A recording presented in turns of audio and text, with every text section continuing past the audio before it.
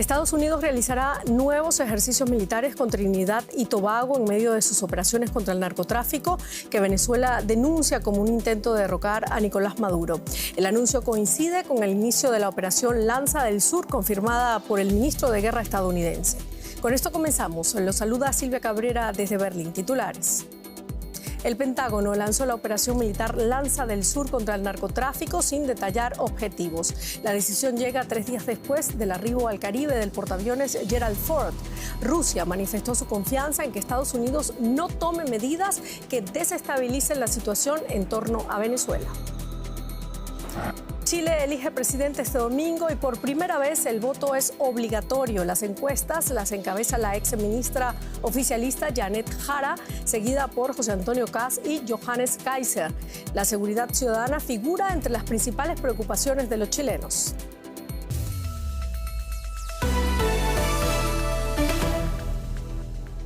Estados Unidos lanzó una nueva fase de su ofensiva en Sudamérica y el Caribe, oficialmente para luchar contra el narcotráfico. Washington ha bautizado la operación Lanza del Sur, tras desplegar en la región el portaaviones Gerald Ford, el mayor del mundo. Asimismo, la Marina estadounidense iniciará el próximo domingo ejercicios militares en las zonas urbanas y rurales de Trinidad y Tobago, según informaciones del ministro de Exteriores de ese país. El Pentágono sostiene que la acción busca reforzar el control del hemisferio y frenar el tránsito de drogas hacia su territorio.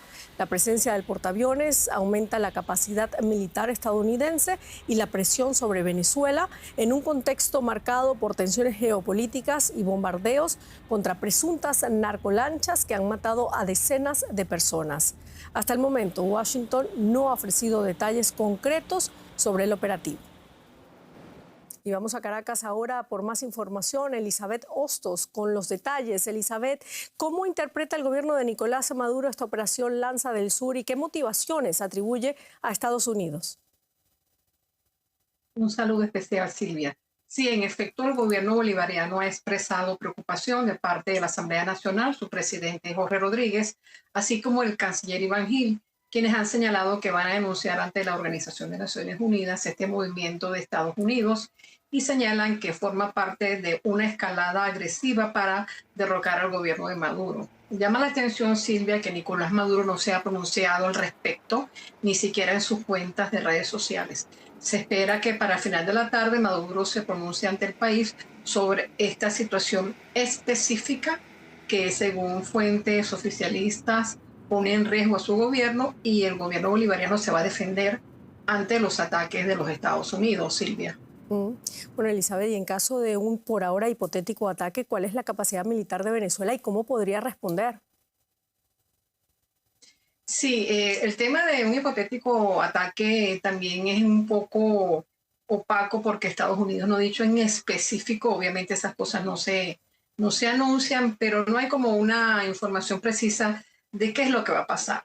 Por el lado de Venezuela, este es un ejército que tiene una mermada inversión en cuanto a la modernización. La última información que se tuvo oficial fue en el año 2006, cuando el difunto expresidente Hugo Chávez anunció un convenio con Rusia de inversión de $2.000 millones para 53 aviones rusos Sukhoi y 53 helicópteros. Estos equipos militares ya están en Venezuela y no se sabe si todos están activos u operativos. Esa compra fue la última que se hizo con información pública. Todo lo demás que ha surgido de 2006 en adelante ha sido bastante opaco y se tiene información muy puntual, pero de parte de la empresa fabricante rusa, por ejemplo, que suministró drones al gobierno de Caracas hace una semana, Silvia. Elizabeth, ¿y qué se percibe ya en las calles de Caracas? ¿Qué opinan los venezolanos sobre este tema, esta situación? Sí, Silvia, obviamente hay preocupación. Es una noticia que surgió por redes sociales y las redes sociales en Venezuela, en especial X e Instagram, han estado con mucha información, con mucha opinión. Y pulsando esta mañana en las calles de Caracas, obtuvimos diferentes posturas. Algunos están sumamente preocupados porque no se sabe cuál es el alcance de este conflicto, sobre todo en las próximas horas. Hay otros que están incrédulos porque señalan que son muchos años de diatriba entre Estados Unidos y Caracas y no pasa nada. otros lo toman a chiste, pero yo diría que un chiste nervioso porque subyace la preocupación, al menos en los caraqueños y seguramente en todo el país, de qué es lo que puede pasar. Pero por lo menos en las calles de Caracas hay tranquilidad, hay tensión, hay calma, pero muchísima preocupación, por supuesto, Silvia. Muchísimas gracias, Elizabeth Hostos, desde Caracas, Venezuela. Y para entender más el alcance del despliegue militar estadounidense en la región y las posibles implicaciones para Venezuela, hablamos con Manuel Supervielle, coronel jubilado del Ejército de Estados Unidos, ex asesor del Comando Sur. Bienvenido. El gobierno de Estados Unidos amplía sus capacidades militares en el Caribe y Sudamérica, pero no concreta sus objetivos. ¿Cómo interpreta usted esa ambigüedad estratégica? Bueno, por primera parte es que típicamente si uno tiene un plan militar no va a divulgar los detalles de ese plan antemano. Pero lo que sí deja en duda, no solamente para protección para las fuerzas en frente a las fuerzas de Venezuela, pero también al público americano que tiene un derecho, vamos a decir, a saber qué son los planes y el Congreso americano también. Y en este caso, oficialmente, como ustedes ya han comentado, es una lucha contra el narcoterrorismo. Pero la verdad es que la cantidad de fuerza que los Estados Unidos ha desplegado ahí a las orillas cerca de Venezuela es mucho más de lo que es necesario para simplemente vamos a decir, un tipo de freno hacia ese tránsito narcotraficante. Así que aquí yo creo que ya ha llegado un momento en que algo más se va a tener que hacer por los americanos. Si la presión sobre Nicolás Maduro no tiene el resultado que pareciera que busca Trump, ese algo más del que usted habla, ¿cree que será inevitable que Estados Unidos ejecute algún tipo de ataque contra Venezuela? Bueno, cuando uno dice contra Venezuela, vamos a estar claros. Tenemos el gobierno de Maduro, el régimen de Maduro, y hay el gobierno que fue elegido el año pasado, que en este momento no es un gobierno porque no están en el mando, pero son los políticos que fueron elegidos por el pueblo venezolano por un margen de 2-1, por lo menos. Así que no es un ataque, yo no veo aquí yo no veo un ataque contra Venezuela per se. Esto sería algún tipo de acción, yo me imagino, donde van a tratar de convencer antemano a diferentes unidades, brigadas o batallones de Venezuela que estarían dispuestos a cambiar lado y apoyar el gobierno legítimo. Y entonces dejar que ellos mismos, las Fuerzas Armadas de Venezuela, que están dispuestos a hacer eso, y los americanos entonces los apoyan con los aviones, con los drones y satélites y todo lo demás. Pero no veo posibilidad de los americanos poner marines infante o infantería del ejército para ocupar a Venezuela. Ni van a atacar las partes civiles tampoco. Es decir, no es un ataque contra Venezuela directamente, sino contra Nicolás Maduro. Algunos expertos comparan una posible acción en Venezuela, por ejemplo, con la invasión de Panamá en 1989. ¿Hasta qué punto es operativamente válida esa analogía, considerando las capacidades militares actuales y el contexto político regional? Bueno, hay ciertas similaridades entre lo que pasó en Panamá y lo que está enfrentando aquí, pero yo creo que hay mucho más diferencias, ¿no? Porque en esta situación Venezuela obviamente es mucho más grande y al nivel de soldados y milicia y todo lo demás hay, yo no sé, 100,000, 150,000 personas armadas en Venezuela, mientras que y los americanos tendrían que invadir, pero en comparación en Panamá ya habían bases militares americanas.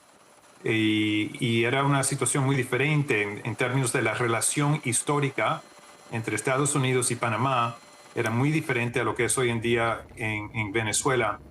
Así que, y también una diferencia, el presidente de esa época, en Manuel Noriega, era, como todos sabemos, por mucho tiempo fue un agente de los Estados Unidos, de la CIA y otros.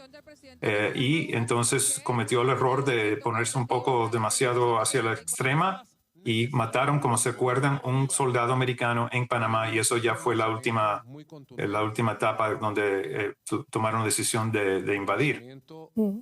Muchísimas gracias, señor Manuel Supervielle, coronel jubilado del Ejército de Estados Unidos, ex asesor del Comando Sur, por esta entrevista. Muchas gracias a ustedes por la invitación.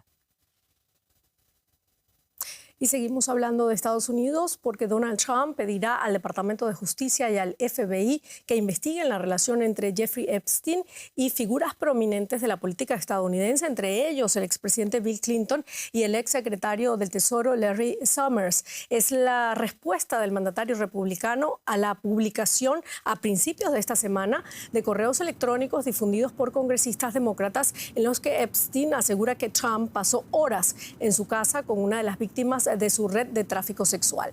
En un mensaje en Truth Social, Trump acusó a los demócratas de intentar desviar la atención sobre el reciente cierre gubernamental y aseguró que el magnate que se suicidó en la cárcel en 2019 mantenía vínculos con el Partido Demócrata. Vamos a la economía ahora. Belén Palancar. Gracias, Silvia. Sí, seguimos en Estados Unidos y es que el Bitcoin ha vuelto a sacudir los mercados este viernes. Cayó más de un 4% hasta los $94.500, aunque pronto recuperó terreno. Aún con estos sobresaltos, la criptomoneda mantiene un avance de casi el 3% en lo que va del año, pero lejos del 120% que llegó a marcar en 2024. Su volatilidad no sorprende. En octubre tocó los $126.000 y en abril cayó a 74.400. Los analistas atribuyen la corrección a salidas de capital en los ETF de Bitcoin, temor por las altas valuaciones tecnológicas y la incertidumbre económica en Estados Unidos, donde los tipos de interés podrían seguir altos por más tiempo. Y todos estos movimientos del Bitcoin nos los explica nuestra analista financiera Ana Nieto desde Nueva York. Ana, ¿qué está deprimiendo a los inversores en criptoactivos? Dudas sobre cuándo llegará la siguiente rebaja de tasas de interés para empezar. Aunque quedan 4 semanas hasta la próxima reunión de la Reserva Federal, a juzgar por los comentarios públicos de los gobernadores que están moviendo el precio del dinero, hay dudas sobre si van a continuar las rebajas. De hecho, el presidente de la Reserva Federal ya dijo que no habría que darlo por hecho. No tenemos datos oficiales por el reciente y largo cierre del gobierno, ni sabemos qué se va a publicar sobre empleo e inflación, ni con qué grado de precisión. Pero ante esta falta de información, la Reserva Federal está manejando el mantra de mejor no mover mucho las cosas, por más que los datos privados, parciales y el sentimiento de los mercados y de los consumidores sea negativo.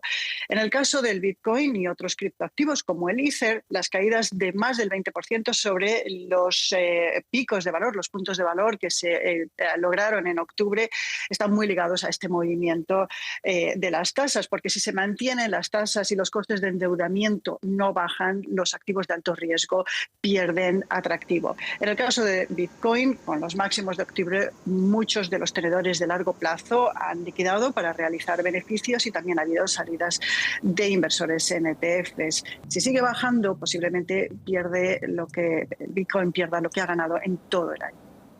Y Ana, este no es el único valor en el mercado que ha tenido una mala semana. Hay cautela en general entre los inversionistas de Wall Street, ¿no es así?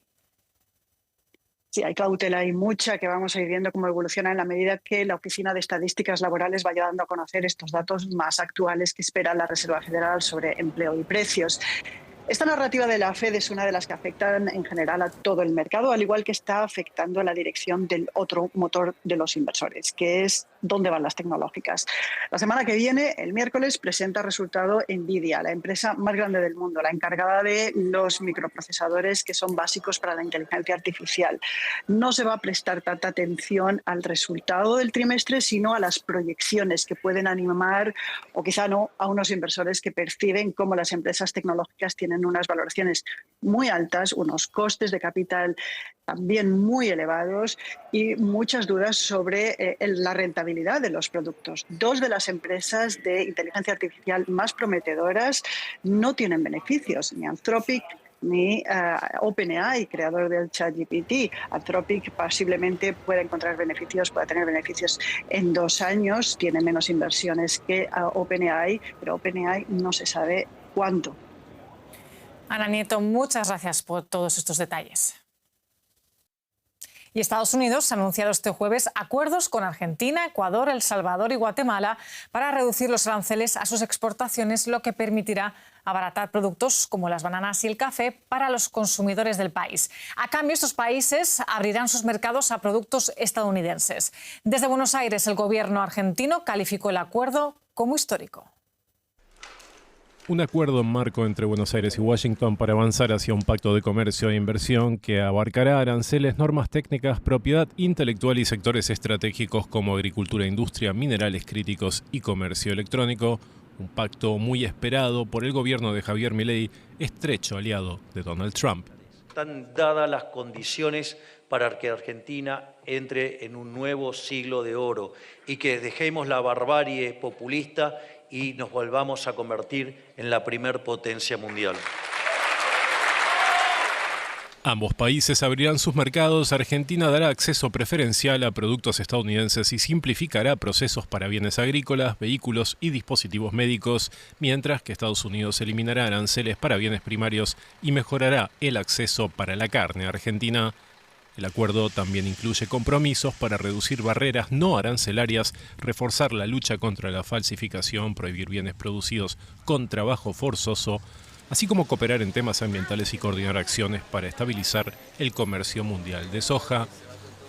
Además del acuerdo con Argentina, Estados Unidos cerró pactos similares con Ecuador, El Salvador y Guatemala. Con Ecuador se ampliará el marco comercial vigente con reducción de aranceles para maquinaria, químicos y vehículos, mientras que Estados Unidos eliminará tarifas para productos ecuatorianos no disponibles en su territorio. El Salvador y Guatemala flexibilizarán la regulación para importar medicamentos y dispositivos médicos de Estados Unidos, abrirán sus mercados a vehículos estadounidenses y reducirán barreras agrícolas y digitales. A cambio, Washington eliminará aranceles para ciertas exportaciones de la región que no pueden producirse en cantidades suficientes en su país. Para analizar las consecuencias de este acuerdo, conectamos con el periodista Alejandro Rebosio en Buenos Aires.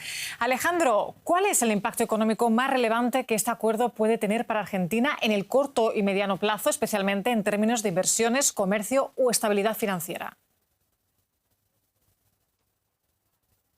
Lo que en concreto en el comunicado de la Casa Blanca se habla de dos concesiones de Estados Unidos para Argentina. Por un lado, el acceso preferencial para recursos naturales de Argentina que no estén en Estados Unidos, o sea, no hablamos de hidrocarburos o alimentos, sino de minerales, y por otro lado, acceso preferencial a insumos no patentados de Argentina para la industria farmacéutica. También se dice que Estados Unidos podría considerar la eliminación de los aranceles al acero y al aluminio. También Trump en su momento había dicho que quería importar carne de Argentina, vacuna, para bajar los precios en su país, pero el acuerdo habla de el compromiso para mejorar el intercambio bilateral de carne vacuna entre ambos países. Por otro lado, lo que busca Milei con este acuerdo es fomentar la inversión después de décadas de cerrazón económica y con este giro radical hacia la apertura.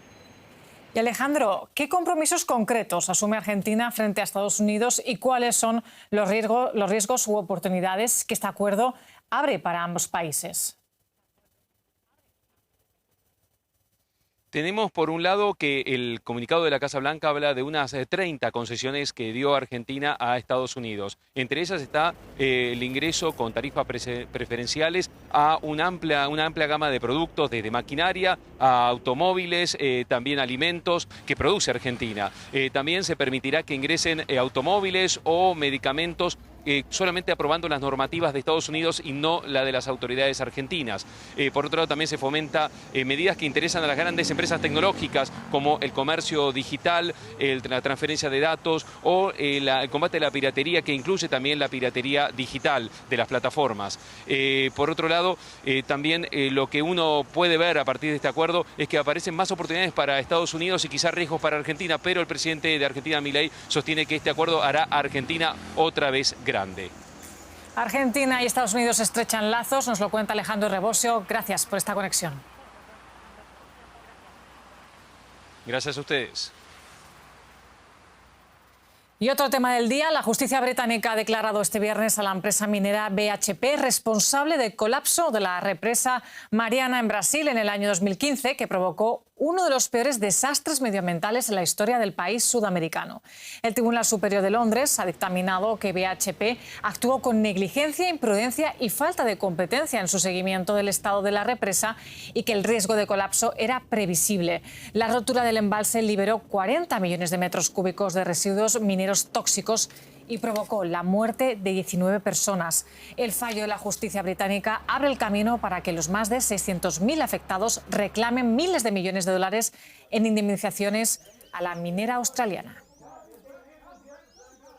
Hasta aquí la economía, pero nos vamos a otra cita en Brasil. Silvia. La COP30, hablamos de eso ahora porque este viernes decenas de indígenas brasileños protestaron nuevamente a la entrada de la cumbre climática de la ONU, la COP30, que se celebra en la ciudad brasileña de Belém. Exigen hablar con el presidente Lula da Silva para que cancele la construcción de una vía férrea en la Amazonía. En esta jornada, varios representantes de naciones africanas, asiáticas y árabes elevaron la presión para que se discuta un mayor apoyo financiero por parte de los gobiernos de los países ricos para combatir el calentamiento global. Por su parte, los delegados de las economías avanzadas se mostraron reticentes a iniciar esta discusión. Bueno, y la inseguridad ha sido el tema central de la campaña para las elecciones del domingo en Chile, en las que se eligen congresistas y presidente, aunque se espera una segunda vuelta para elegir al primer mandatario que tendrá que hacer frente a múltiples desafíos.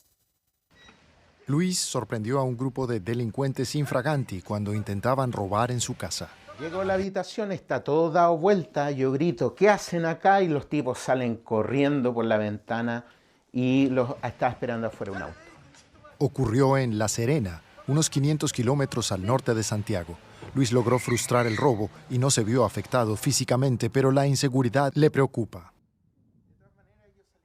Más que sensación de inseguridad, es una certeza de inseguridad que tiene la población. La gente está toda encerrada, no hay esa vida comunitaria, por lo tanto, la calidad de vida de los chilenos ha descendido totalmente. Aunque Chile sigue siendo uno de los países más seguros de la región, la percepción de inseguridad ha aumentado. Esto coincide con la llegada de organizaciones criminales internacionales como el Tren de Aragua y con ello de extorsiones y secuestros, delitos poco conocidos hasta ahora en el país. Más de un tercio de los casos están ligados al crimen organizado. La inseguridad ha sido el tema central de la campaña presidencial chilena de este año. Un cambio radical de agenda en un país que solo 4 años atrás comenzaba un fallido proceso para cambiar su constitución, fruto de intensas movilizaciones sociales. Yo diría que está la frustración del estallido social, la experiencia de haber vivido un gobierno también que de una u otra forma no pudo implementar todos los cambios que hubiera querido o que prometió, y por otra parte esta exacerbación del temor que tiene a los chilenos y chilenas bastante mirando hacia la derecha como una alternativa y no una derecha tradicional, sino como una derecha bastante autoritaria y dura. 8 candidatos compiten en primera vuelta, pero según las encuestas, las preferencias se concentran en la candidata del Partido Comunista, Janet Jara, quien representa a la centroizquierda, y los candidatos de la derecha que disputan su paso a segunda vuelta, los del ala más radical, José Antonio Kast y Johannes Kaiser, y la carta de la derecha tradicional, la candidata de la Unión Democrática Independiente, Evelyn Matei. Otra de las preocupaciones ciudadanas es la economía, principalmente el empleo. Constanza Palma tiene 24 años. En 2023 completó sus estudios de periodismo en una de las universidades más prestigiosas del país. Desde entonces lucha por insertarse en el mercado laboral. Yo llevo casi 2 años buscando trabajo. La experiencia ha sido de bastante frustración. Es un proceso súper complejo. La tasa de desocupación llegó al 8,5% durante el trimestre junio-septiembre, pero la cifra es mayor entre las mujeres y los jóvenes, como es el caso de Constanza.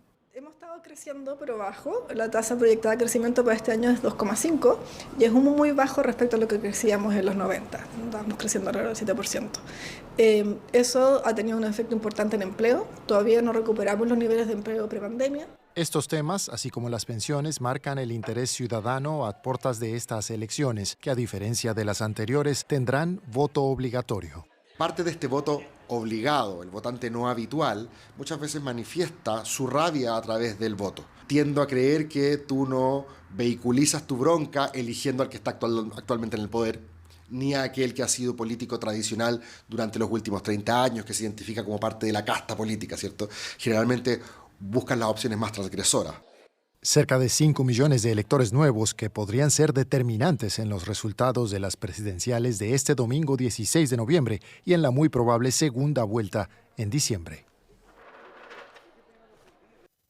Y los cuerpos de 15 palestinos fueron devueltos a Gaza como parte del acuerdo entre Israel y Hamás. Según lo pactado, Israel debe devolver estos cadáveres por cada israelí fallecido. Varias organizaciones internacionales de derechos humanos han acusado a Israel de cometer genocidio contra los palestinos durante su respuesta a los atentados terroristas perpetrados por Hamás en octubre del 2023. Las autoridades de salud gazatíes, controladas por Hamás, afirman que más de 69.000 palestinos han sido asesinados en Gaza.